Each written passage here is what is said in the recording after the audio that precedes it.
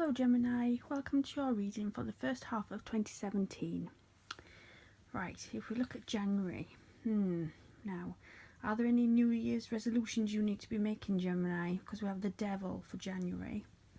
So I would suggest you have a look at your lifestyle just to see, if you have any addictions you need to cut out. Yeah, I don't think I need to say any more about that. If there aren't any addictions, then just beware of something which at first seems really attractive. All that glitters isn't gold, and you might find that over time it becomes a bit of a ball and chain. So just be a bit wary there. The devil, of course, can also speak about lust, so maybe a passionate love affair is on the cards, as it were. However, if it relates to a marriage, then this is a really good omen for marriage. So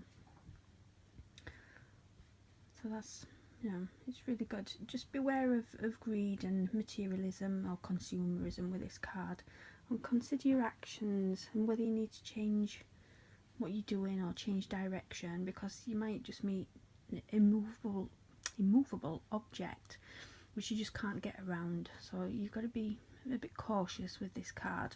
But like I say, if it relates to a relationship or marriage, then it is a really good omen, because it signifies contracts.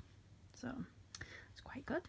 Moving on to February, got the Knight of Swords. Now he's a tall, dark and very charming and perceptive young man. He can dress quite eccentrically as well, so he is quite a unique individual. So you might know a character like this. He'll be an air sign, so never wants to be tied down. He certainly has little patience for convention, that's for sure, and he likes to do things his own way.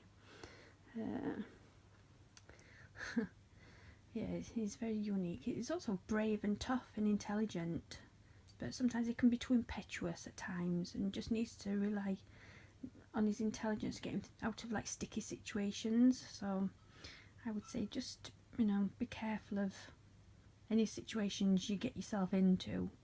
This person is quite easily bored as well. However, on the flip side of that, because he's bored and he's always off on new adventures, he's always got a really good tale to tell. And being Gemini's fellow air signs, I tend to find that Geminis talk a lot. They're very vocal. So yeah, I can see that, you'd be telling stories and adventures you've been on.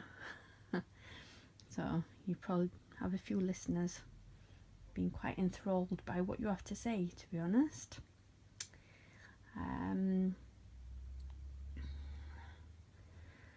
Yeah, it's just, you've got to be careful if this is an energy around you, because it could make you go into a bit of a tailspin, to be honest, and you won't know where your mind's going. There'll be too much going on, so you've got to try and focus on the actual goal where you want to be and not get distracted. Don't get distracted too easily, don't get bored too easily. Yeah, you don't want to be led up the garden path, as it were. Right, moving on to March, we've got the Six of Cups. Six of Cups in the Rider-Waite tarot deck, it shows one child giving a cup to another child. It speaks of nostalgia and childhood.